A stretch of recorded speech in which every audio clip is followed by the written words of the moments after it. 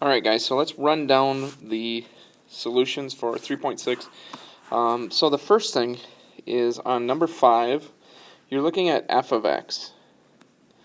And you're looking at how f of x changed. And f of x, there's only two options. Either it went up 2 or it went to the right 1. But if we look up here, they're saying f of x plus 2.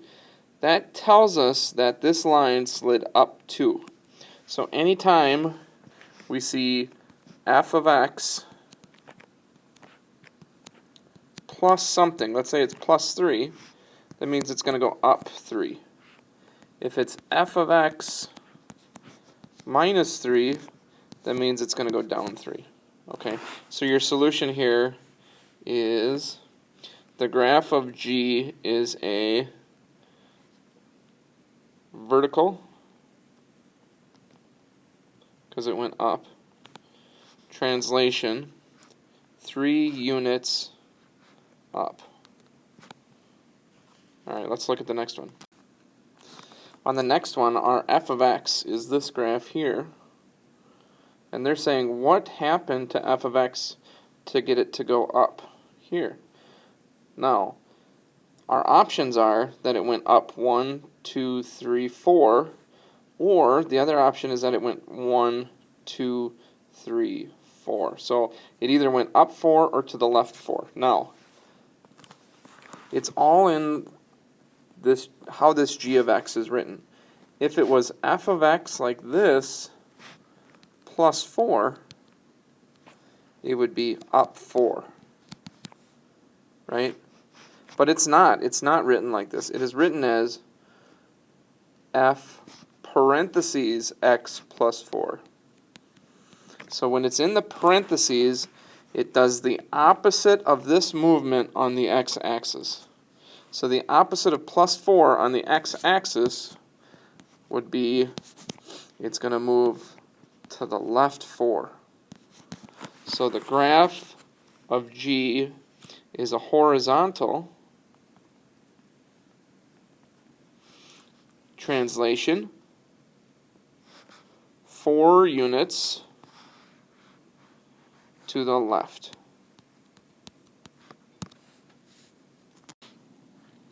Alright guys, so the first thing I'm going to do is the table, and then the second thing is I'll bring a graph in and we'll graph it. So the first thing is I have x, I'll have f of x, and the third thing will be g of x. So we'll start out with x, and I'm going to pick any 3, so I'm just going to do 3, 0, negative 3. So if I plug in 3 to f of x, this equation right here, I would have negative 3 times 3, which is negative 9, plus 4, which is negative 5. If I plug in 0, negative 3 times 0 is 0, 0 plus 4 is 4, negative 3 times negative 3 is positive 9, 9 plus 4 is 13. So that would be the first thing that I would graph. The next one is, it's telling me to take x, telling me to take f of x, which is right here, and all I have to do is add 1 to it. So take my f of x and add 1. So negative 5 plus 1 is negative, let me change colors here, negative 4. 4 plus 1 is 5. 13 plus 1 is 14. Alright, let me grab a graph.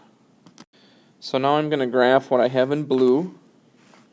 I'll use my red dot, because usually we want the first line to be red, but that might be confusing. If we go 3, negative 5, 1, 2, 3, 1, 2, 3, 4, 5. So 3, negative 5 is there. 0, 4 is going to be over 0 up 4, 1, 2, 3, 4. And then the last one is negative 3, 13. And I don't know if we'll get that on here, but let's see. Negative 3, 1, 2, 3, 4, 5, 6, 7, 8, 9, 10, 11, 12. So it's actually off our graph. So it'd be about like that. So I'm going to try and draw a line here. Alright, not perfect. But that's kind of what it would look like. Now we're going to graph the other line. So to graph the other line, we've got 3, negative 4, so over 3, down 4. 1, 2, 3, 4. Right there. 0, 5 is right there. And then 3, 14. So everything looks like it's just one above. So the graph of G is well, it's plus 1, right? We took our f of x and we added 1. So that means it's going to go up by 1. So this is a vertical translation, 1 unit up. Alright, let's go and look at our last one. Alright, so for this one I'm going to have x, I'm going to have f of x, and I'm going to have g of x. Alright, we can still do 3, 0, negative 3, and we're going to put that through f of x. So negative 3 minus 2 is negative 5. Negative 0 is 0. 0 minus 2 is negative 2. The opposite of negative 3 is positive 3. 3 take away 2 is 1. Alright. Now, if we go to this second rule, this is the one where 8th graders struggle. We want to take our x value and put it through this rule first, and then we're going to put it through the original function. So 3 plus 5 is 8. Now we're going to come back to the original function. Negative 8 minus 2 is negative 10. 0. 0 plus 5 is 5.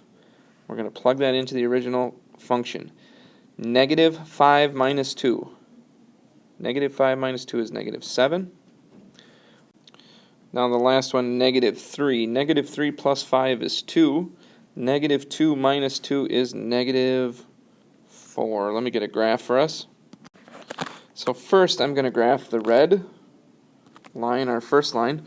3, negative 5, over 3, down 5. 1, 2, 3, 4, 5. I think it's about right there. 0, negative 2 is about there.